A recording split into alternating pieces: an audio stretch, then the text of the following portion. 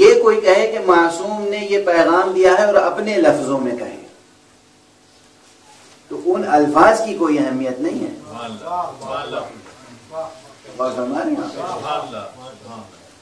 لفظ معصوم پر جب یقین حاصل ہو جائے کہ معصوم نے یہ لفظ ارشاد فرمایا وہ ہے دلیل حکم.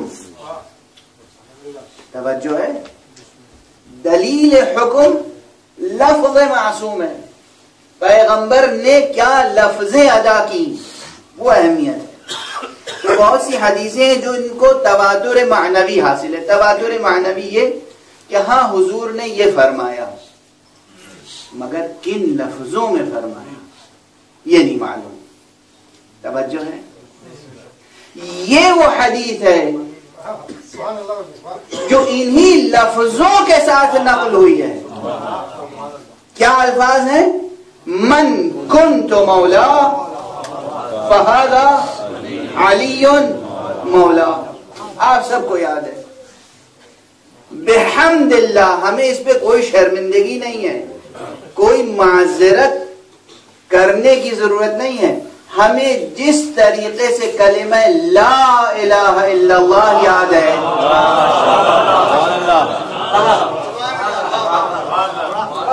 جس طریقے سے کلمہ محمد رسول اللہ یاد ہے, اسی طرح ہمارے بچے کو یہ کلمہ یاد ہے. من کنت مولا فہذا علی مولا.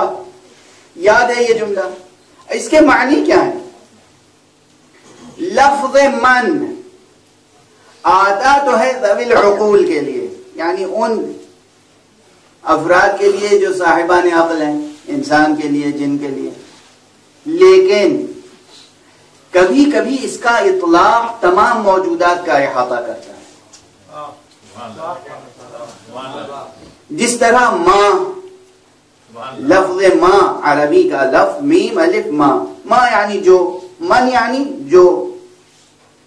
ماں غیر ذوی العقول کے لیے ہے, لیکن کبھی کبھی ذوی العقول کے لیے بھی آتا ہے. توجہ ہے. اسی طرح من ذوی العقول کے لیے مگر غیر ذوی العقول کے لیے آتا ہے. جب پیغمبر فرما رہے ہیں من کنت مولا, میں جس کا مولا ہوں, تو مسئلہ صرف انسانوں تک محدود نہیں رہے گا.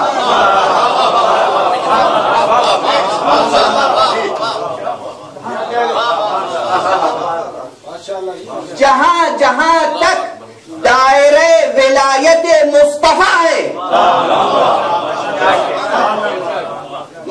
وہاں تک دائرہ ولایت مرتضیٰ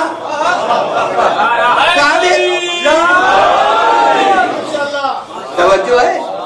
اس میں کسی بہت گہری منطق کی ضرورت تو نہیں ہے, کسی فلسفے عرفان کی ضرورت نہیں ہے. سادہ گرامر اگر کسی کو معلوم ہے, زبان اگر کوئی سمجھتا ہے, تو حضور کیا فرما رہے ہیں؟ من کنت مولا, میں جس کا مولا ہوں. جہاں تک پیغمبر کی ولایت عام ہے. اب پیغمبر کی ولایت کہاں تک عام ہے؟ اسے یا مسلمان بتائیں یا قرآن مجید سے دریافت کریں. تاریخ گواہ ہے کہ پیغمبر کا دائرہ ولایت کہاں تک ہے. پیغمبر اگر درخت کو اشارہ, ولایت کے معنی کیا ہیں؟ یہاں پر ٹھہر کے سنیے گا اور آپ اپنے اپنے دلوں کا جائزہ بھی لیجیے گا. یہیں فضائل بھی ہے اور یہیں درس بھی ہے. ولایت میں داخل ہونے کے معنی کیا ہوتے ہیں؟ کیا معنی؟ داخل ہونے کے معنی کیا ہے؟ ہم ولایت امیر المومنین میں داخل ہیں.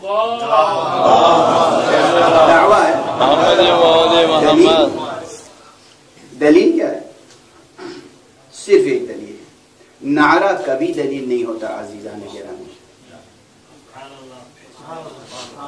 دعویٰ کبھی دلیل نہیں ہوتا. دعویٰ ہوتا ہے, نعرہ ہوتا ہے. دعویٰ بھی محتاج دلیل ہے، نعرہ بھی محتاج ثبوت ہے۔ عمل وہ ہوتا ہے کہ جو نہ دعوے کی ضرورت ہے نہ نعرے کی ضرورت ہے۔ کسی کی ولایت میں داخل ہونے کے معنی ہے اس کی اطاعت، داخل ہونے کے معنی ہے اطاعت۔ ولایت قبول کرنے کے معنی کیا ہے؟ اللہ کی توحید قبول کرتے ہیں، آپ کہتے ہیں لا الہ الا اللہ، اس کے بعد مجال ہے کہ آپ کسی بت کے سامنے جا کے سجدہ کریں؟ نہیں ممکن ہے نا۔ ادھر آپ نے سجدہ کیا، ادھر وہ لا الہ الا اللہ کی ولایت سے آپ خارج ہو گئے۔ ادھر سجدہ کیا غیر خدا کو، ادھر لا الہ الا اللہ کی ولایت سے خارج۔ ادھر کسی غیر محمد کو نبی مانا، ادھر محمد رسول اللہ کی ولایت سے خارج۔ اور یہاں لطف یہ ہے کہ اگر محمد رسول اللہ کی ولایت سے خارج ہوئے تو لا الہ الا اللہ کی ولایت سے بھی خود بخود خارج۔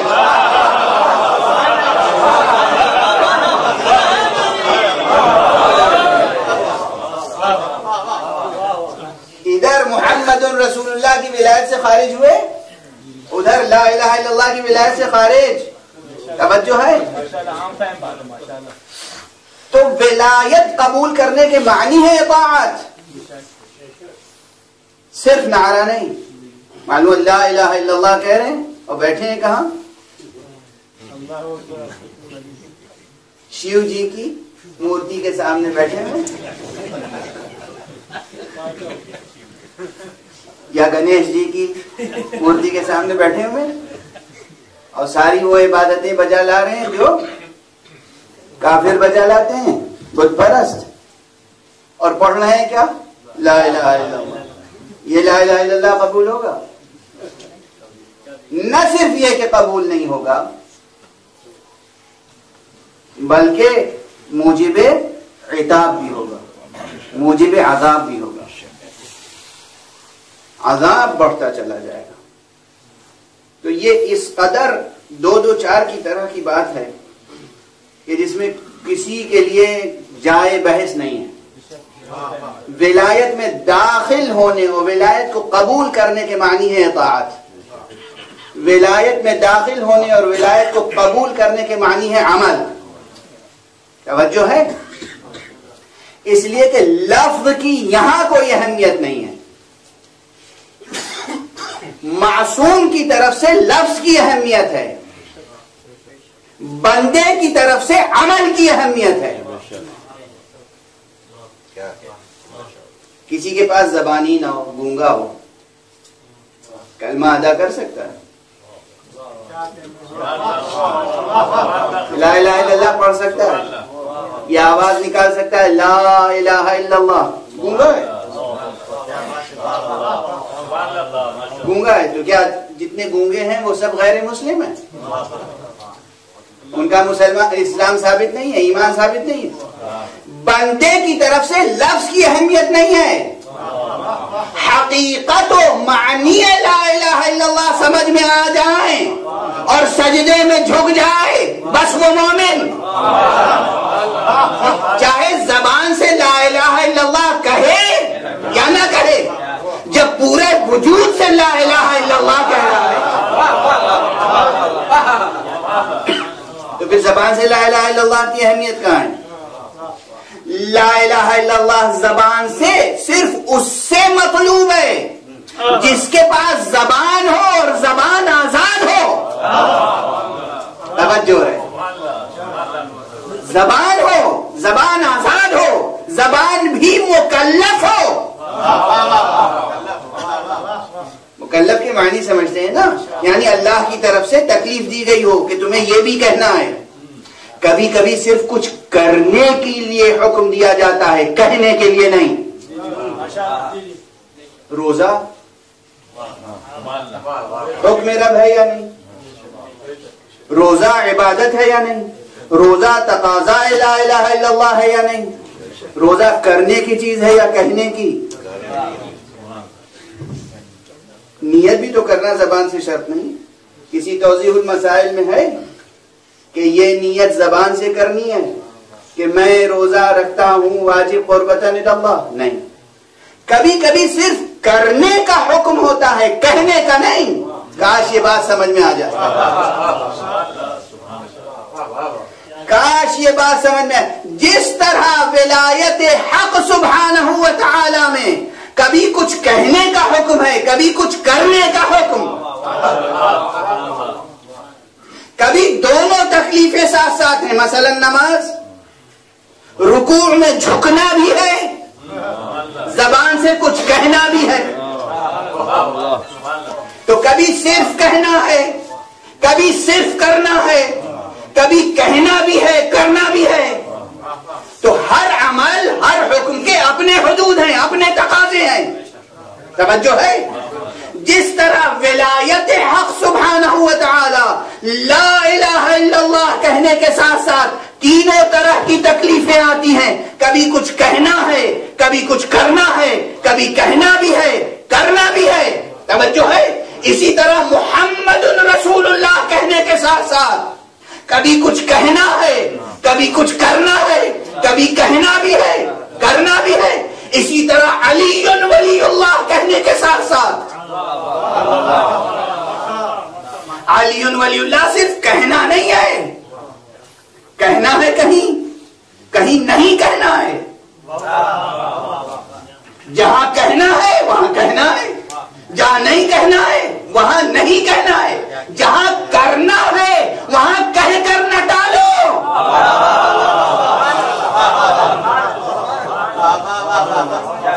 جہاں کرنے کا تقاضا ہے وہاں کچھ کر کے دکھاؤ.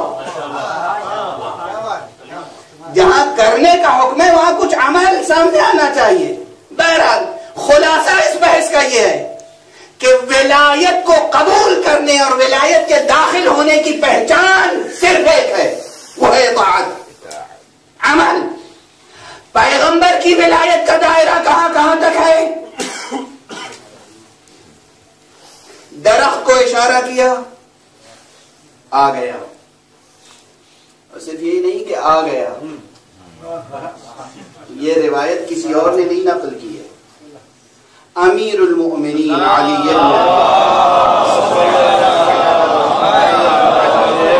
علیہ الصلاۃ والسلام سے یہ روایت ہے، اور نہج البلاغہ میں بھی ہے اور دوسرے مقامات پر بھی ہے کہ امیر المؤمنین علیہ الصلاۃ والسلام نے فرمایا کہ کفار آئے، انہوں نے حضور سے معجزے کا تقاضا کیا. حضور نے کہا وہ سامنے جو درخت ہے اسے بلاؤں، تم مانو گے؟ ان کا تقاضا یہی تھا. کہا جی ہاں. درخت کو قریب بلا، اشارہ کیا. وہ درخت اپنی جڑوں کے ساتھ، زمین سے درخت جڑوں کے ساتھ اکھڑ کے اور اس طرح آگے بڑھا جیسے کوئی غلام آگے حضور کے سامنے آگے کھڑا ہو. اس کے بعد حضور نے کہا وہیں چلے جاؤ پہلی حالت پر. کسی جمے جمائے پربار و پر سایہ درخت کو اکھاڑ لینا تو آسان ہے،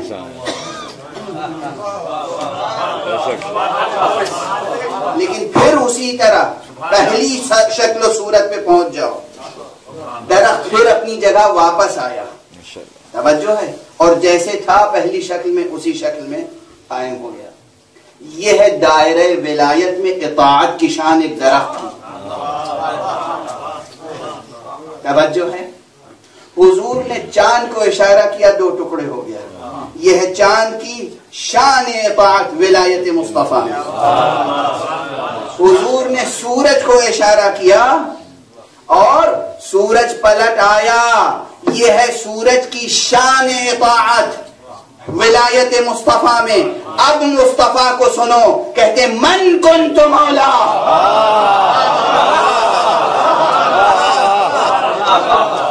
من کنت مولا فہذا علی مولا. جس کا میں مولا ہوں اس کے علی مولا ہیں. صرف تمہارے لیے نہیں، سورج کا مولا آج سے علی ہے، چاند کا مولا علی ہے، درخت کا مولا علی ہے.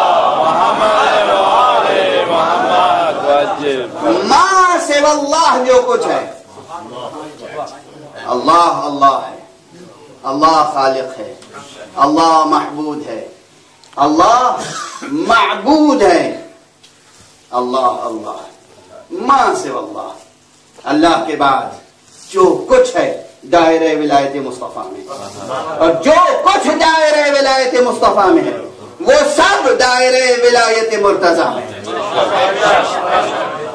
اور ہمارے یہاں یہ غلطی اسی دن ہو گئی تھی، پہلے دن نہیں سمجھے لوگ یہ نقطہ،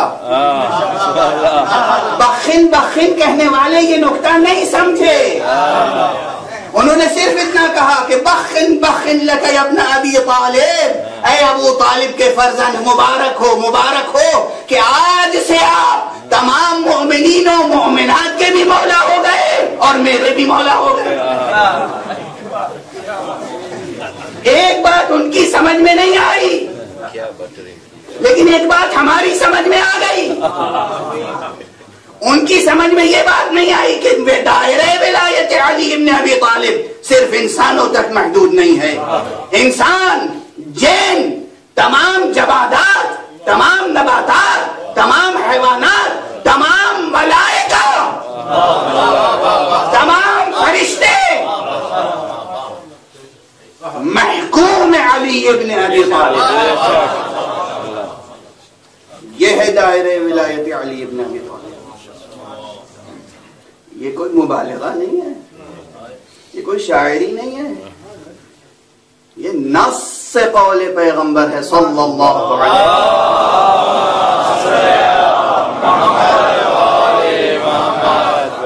وسلم۔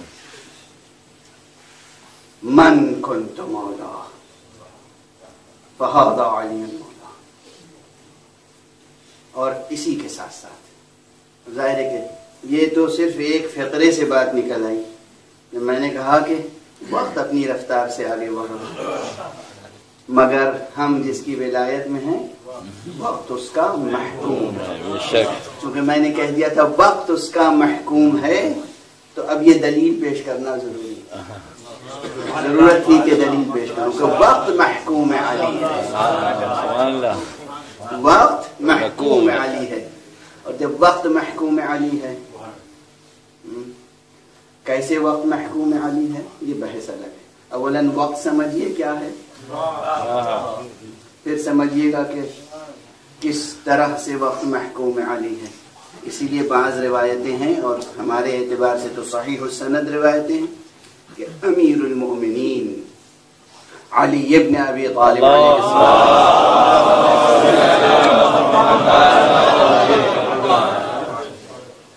کے لیے 2 مرتبہ سورج پلٹا ہے، ایک مرتبہ حیات پیغمبر میں دعائے پیغمبر سے، دوسری مرتبہ بعد پیغمبر دعائے امیر المومنین۔ اور یہ دوسری مرتبہ سورج کا پلٹانا اس لیے ضروری تھا تاکہ یہ ثبوت فراہم ہو جائے کہ من کنت مولا فہذا علی مولا، دلیل قائم ہو جائے کہ اگر پیغمبر کی دعا سے سورج پلٹا تھا تو علی کی دعا سے بھی سورج پلٹا۔